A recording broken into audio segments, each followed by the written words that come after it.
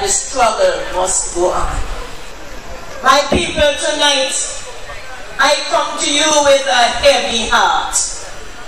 A heavy heart because far too many people thought that putting the Labour Party in power would have eased their burden.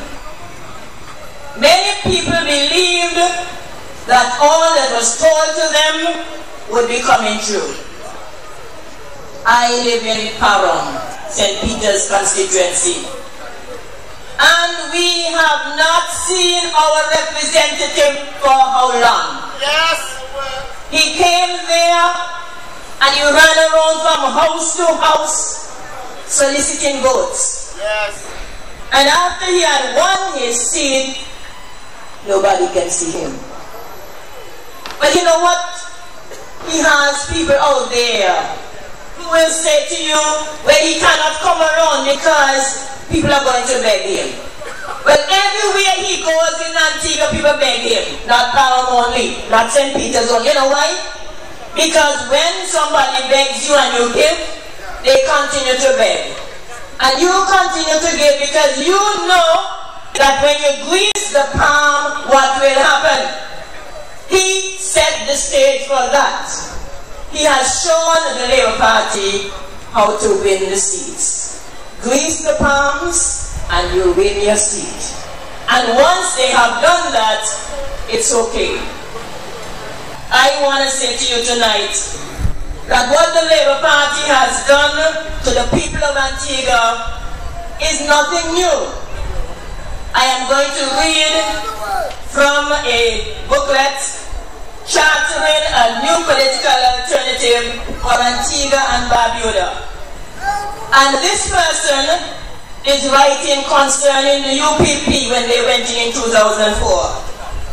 And he says, our beloved country's political system and democratic way of government is under siege and is in need of a new political alternative executive body to lead our people back to the appreciation of good, accountable, and democratic governance.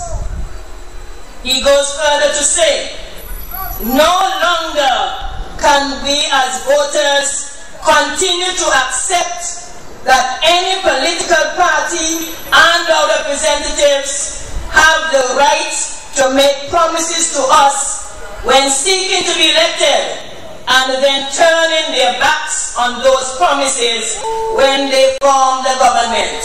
And this was said about the people of UPP in 2004. Can't we say the same thing about the ALP in 2014? Yes, because this book with all its promises have been ignored. Tonight, I want to bring to you the education system. The education system. In the manifesto, page 34, it speaks of improving the delivery of education, maths and English to be priorities. Maths and English to be priorities. It doesn't take a scholar to know that mathematics and English language are not the best when it comes to CX results. We all know that. But what can be done about it? And what are we doing about it? Yes, it seems from this manifesto that something will be done. And do you know what's being done? I'm going to read from the Observer newspaper, January 31st, Saturday, January 31st. Government intends to sign an agreement with the government of Cuba, which could see teachers from that country being brought in to teach mathematics at primary and secondary schools on our island. This is how our government planned to solve the problem that they have in mathematics. If we were living in Cuba and Cuba had a problem, the Cuban government would get its people specifically trained to teach mathematics in its schools, Because we know when we're growing up, it's not what you want to be in Cuba, but it is what the need of the country is. We have Antiguans here who have written CXC, mathematics, and have passed. And they are out there trying to find a job. There was a time when you could get into the civil service if you didn't have the 4 CXC subjects. They would have hired you and given you 2 years to come up to standard. Nothing like that is happening anymore. Now, I am speaking from experience because I know this for sure. I know that at Princess Margaret School in the evening, civil servants went there to learn so that they could write the exams to become qualified, because they were hired as non-established workers at first. And then, when they got their subjects, then they become fully established. So I'm not talking all about from what somebody says. I'm talking what I know. So if there is a problem in mathematics in this island, get people who have the mathematics at CXC level and get people to train them. But you know our problem? We don't appreciate our own people. We do not appreciate our own people. We have people in Antigua who can't teach mathematics. But where are they? Not in the schools. We don't want them in the schools. We take all the persons and put them there because of friend and company and what other reasons. My thing is, if we have a problem, we have to deal with it. And the Ministry of Education ought to understand that.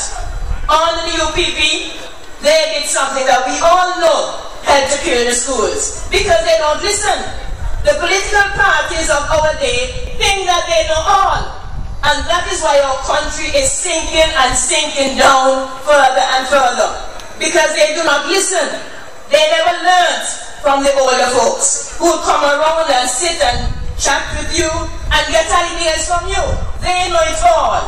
If they want ideas, they go overseas. They go to the Chinese, to everybody else. And everybody else is trying to get into our country. Now, just today, I heard on the radio on Serpent's show, a lady trying to convince people that they should seek employment outside of Antigua. How many of us Antiguans want to go somewhere else to work? Why should we leave our country and allow other people to come in here and work? And Serpent sarcastically said to her, if the minimum wage is below ours, we're not going to go there. Because we want people to understand when our young people go to school and they are trained and they want to seek a job, it should be here, not elsewhere. I am looking around and there has not been any new jobs in this place.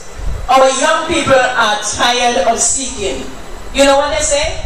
Young people lazy. They don't want no good. Well, if they don't want any good, we the adults don't want any good for them either. Because we're not providing any alternative. The only persons you find working out there are persons who have sat down and tried to create jobs for themselves. Our government, with a responsibility to look after its people, have totally ignored their responsibility. These representatives, we can't find them. They're always traveling. All we hear about them, they have gone to this place and to that place. How many of them have come and sat with the people? The same people that they found time for before the election. Well, the election come and gone. So don't look for them until next election. I'm saying to you, my people, we have got to wake up. We, the members of True Labour, are free to agree and disagree on any issue in this country. But you know what is happening? The number of persons out there who believe we don't have the rights to do it. And it's because they don't believe that they have the right to object to anything that the government does. When we know that we have that right, we use it. And so you have persons going around and cussing and fussing and election gone. We're not cussing and fussing about election. We are saying that this country must be run properly. We have nobody out there. There are no NGOs anymore. There was a time when NGOs would make sure that the government was kept intact. But there's nobody. We have ambassadors to kill, a whole list of ambassadors, some at large. And nobody objects. Why? Because UPP was doing the same thing. We have people who are out there getting big salaries, but nobody can say anything because UPP was doing the same thing. Well, we are saying to you, we are not UPP, we are not ABLP. We are a people who are convinced that this is our country and we have the right, like any other citizen, to stand up here and say what is wrong and not be afraid to say what is wrong. But we will go further. If you believe that you have the right, then you will join with us. You know why? Because in unity there is strength. Do not allow anybody to put fear in your minds. Do not allow anyone to tell you that this country of yours should not be looked upon objectively by you. It is your country. It is my country. It doesn't belong to Gaston Brown. It doesn't belong to Baldwin Spencer. They were born here like us. We all belong here. And we want to live comfortably. And for those who plan to live elsewhere, I have none. And because I have no plans to go anywhere else, I have to make sure that this country is safe. And that is why we object to the CIP. That is why we object to the beaches being used. Because if you have an old person who needs to go to the beach, very few beaches will accommodate them. Long Bay is one of them. I have seen people go to Long Bay holding on to somebody else. And little by little, they move around. And in 2-3 weeks, those persons are going into the water on their own. Which other beach do we have in the east that our people can go right down onto the sand and into the water? We are told that in America, one gentleman told me this. The surgeon said to him, now that I have done my part, you go home to Antigua. You have 365 doctors in Antigua. The beaches. Go home, go to the beach every morning. And the man did just that. And in less than no time, he was walking straight. If they know we have 365 doctors, what I'm doing here, why don't we want to hold on to our beaches? Because somebody tells us we don't need to go to the beach. Our hair will get disturbed. When we perm our hair and put in our jerry curls and what have you, we can't go in the water. So we don't see the value of the beach until we get sick.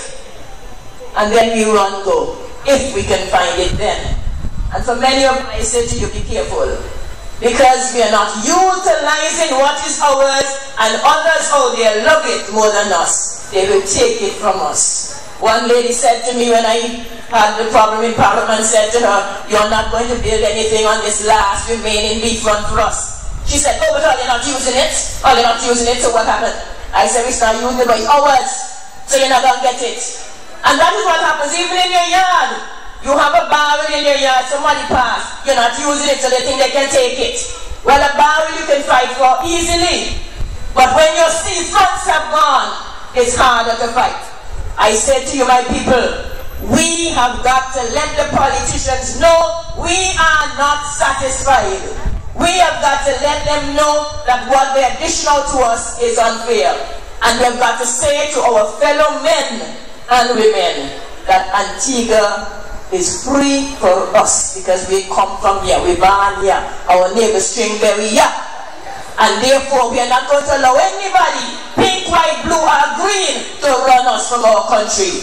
So I said to you, my people, hold on to what you have. The election come and gone, but the faithful nationals will be triumphant. Good night.